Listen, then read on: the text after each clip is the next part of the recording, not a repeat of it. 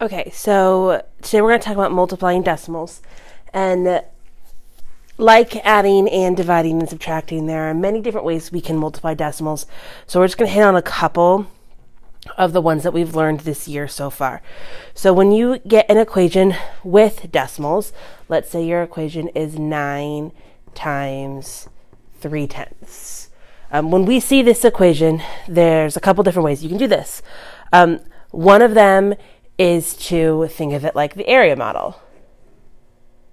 So it'd be 9 times, this is 0 in the ones place and a 3 in the tenths place. And you can fill in this area model, add together your factors, and you'd end up with your answer. Another way that we looked at how to multiply decimals is we can think of it in unit form. So 9 times 3/10 can also be written as 9 times 3/10.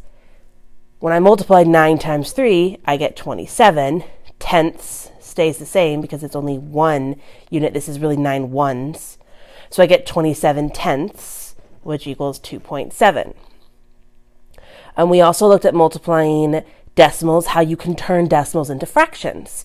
So I can keep that 9 as is because 9 is in standard algorithm. Right now it's in standard formula. 3/10 though, in addition to be written as a decimal, 0.3, 3/10 can also be written as 3/10. 3/10 is 3/10. Now you might be able to multiply fractions a little easier here. So a whole number times a fraction is the same thing as saying 9 times 3/10, which is 27 tenths, which, when I simplify that, that would be 2.7. So we're going to end up with the same answer every single time. So we've got unit form, we have fraction form, and then we also looked at multiplying just in the standard algorithm with your decimal. So we would write that as the bigger number on top. By bigger, I mean the more digits. So 0.3 times 9.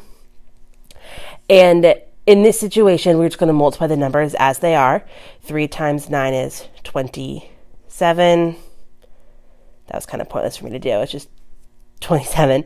And then because this is really 3/10, I need my answer to represent that. So it's going to be 27 tenths, right? This was 3/10. This is going to be 27 tenths.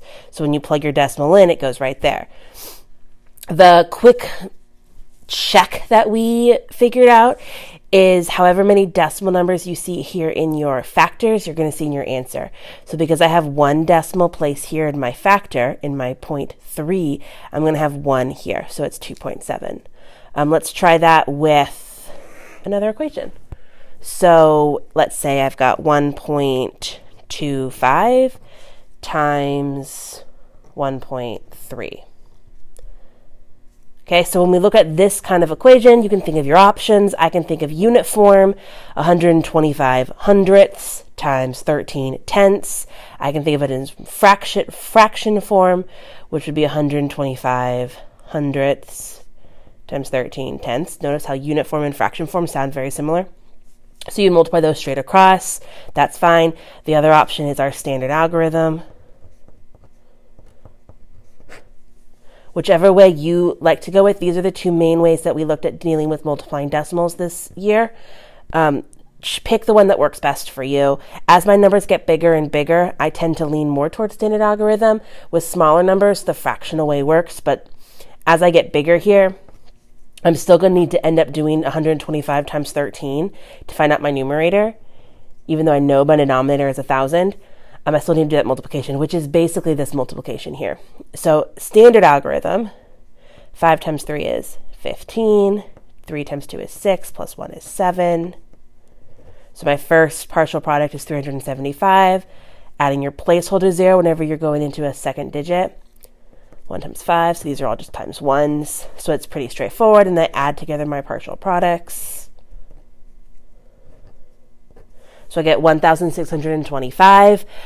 Because I know from my fraction that it's going to have thousands as my unit, it'll also match here. I should have 1, 2, 3 decimal places in my factors. So I'm going to have 1, 2, 3 decimal places in my answer, which is the same thing as calling it 1,625 thousandths is 1.625. So 1.625 or 1 in 625 thousandths.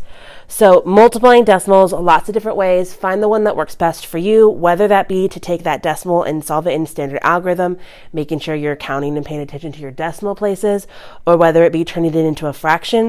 You just want to make sure that you're remembering to put your units back in at the end and not leaving it as a number that is way too large. So you have to think about place value.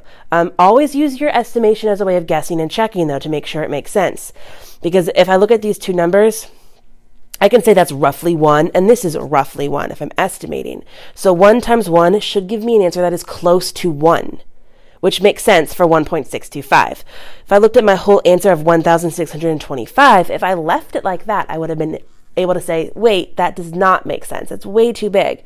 So use your estimation as a way to justify if your answer makes sense or if you need to go back and recheck to make sure you're putting your decimal in the right spot.